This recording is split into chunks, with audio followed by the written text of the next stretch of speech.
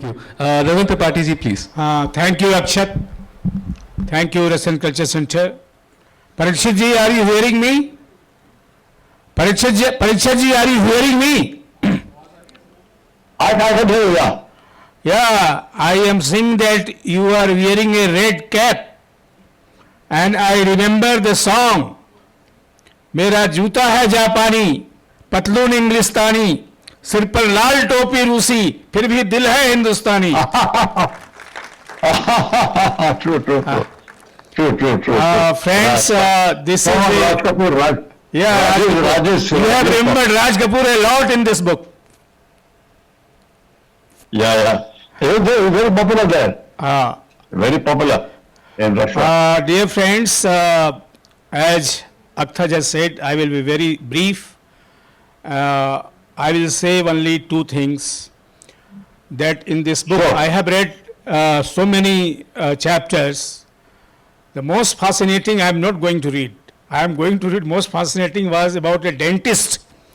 When Parikshat ji grandfather went to a dentist और उनके गलत दांत निकाल दिए और मुझे याद आया मैंने अक्षत के साथ शेयर किया था कि मेरे शहर में भी एक ऐसा वाकया हुआ उसमें डेंटिस्ट्री उतनी ये नहीं थी एडवांस नहीं थी तो डॉक्टर लोग गलत दांत निकाल दिया करते थे तो मेरे शहर में एक डॉक्टर तो वो डॉक्टर थे उन्होंने एक प्रिंसिपल साहब थे उनका गलत दांत निकाल दिया फिर दर्द में जारी रहा फिर वो डेंटिस्ट के पास गए तो फिर बाएं तरफ का दांत निकाल दिया फिर भी दर्द जारी रहा तो अंत में डॉक्टर ने कहा कि अब तीसरा दांत बचा इसी में दर्द होगा इसको निकाल देता हूं तो फिर आपका खत्म हो जाएगा दर्द तो यही हुआ बहरहाल मैं जो रिस्सा पढ़ने जा रहा हूं this is about a Vietnamese student when Parikshit ji was there and this is a very eye opening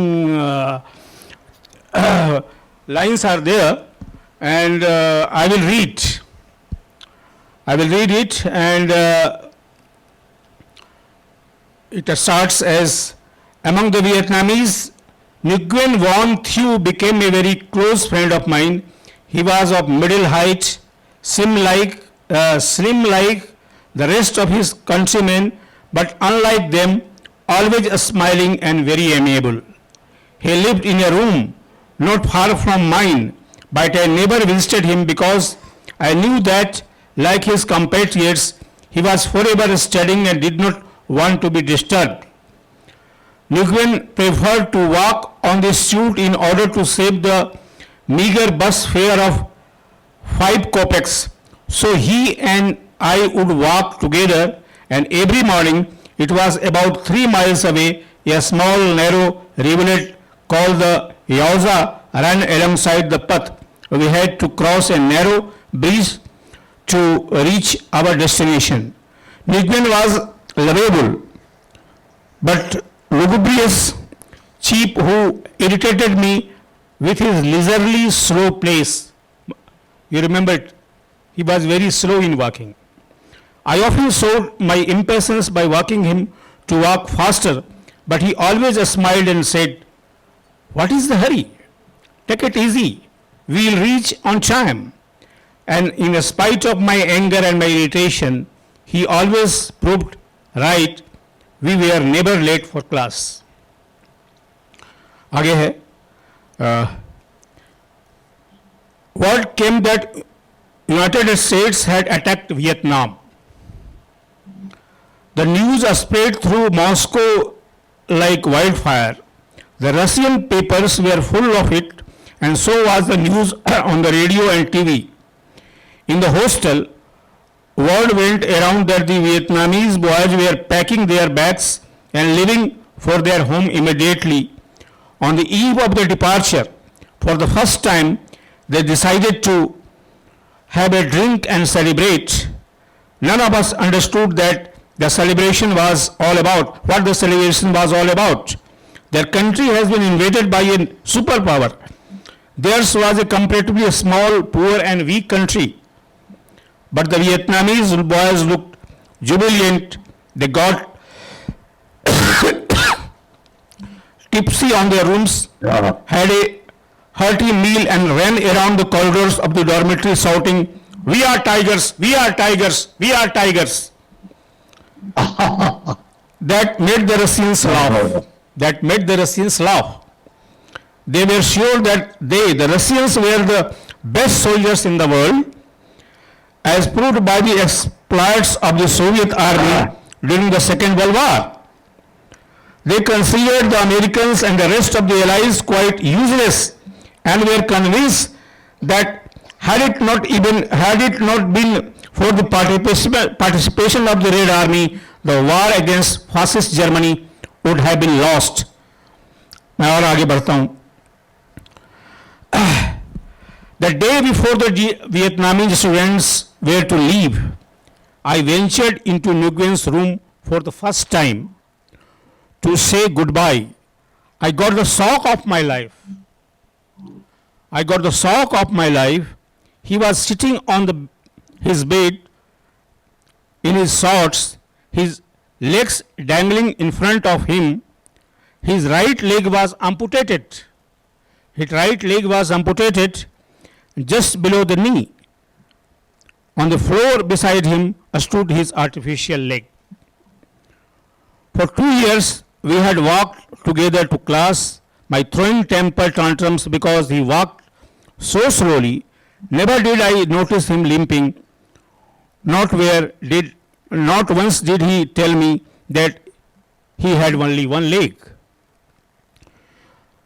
Then Parikshat Sahni says, you did not tell me that you lost a leg, I said.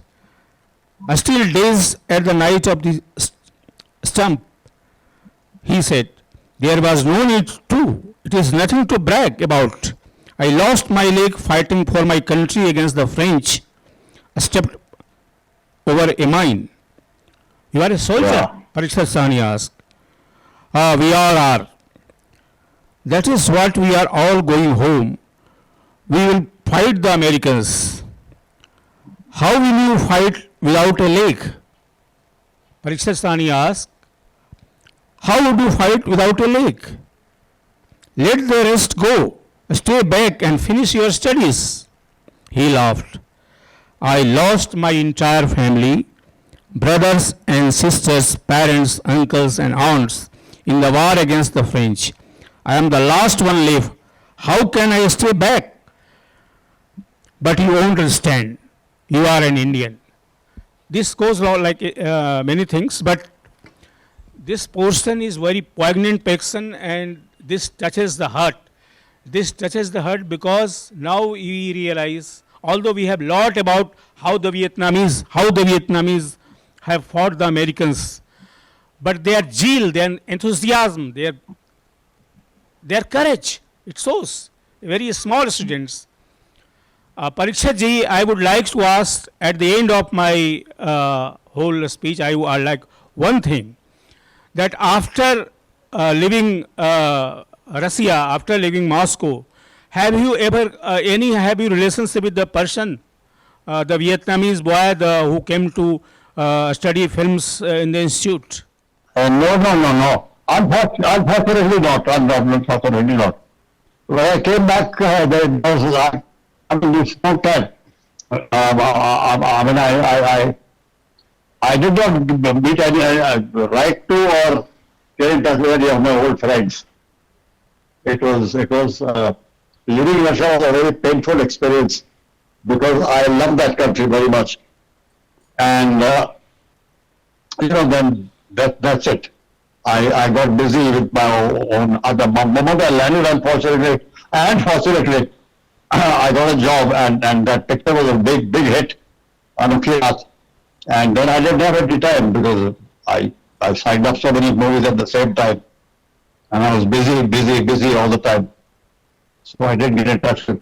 I would have liked to get in touch. I got in touch with my teacher, Yakov Alexandrovich Segel. He was our master. He was in charge of the entire class. But unfortunately, he also died young. He was a Second World War veteran. And he had fought during the war right up to Berlin. and he was a Jew. Segel was there. But he's the only guy I got in touch with once or twice, and I spoke to him, but he didn't last long, unfortunately. Thank you, Parikshat ji. Now I will request all of you to read the book. You will find many things which are not discussed here. There is a lot of things about the courage of Mr. Parikshat Sahni also, how he fell from the horse.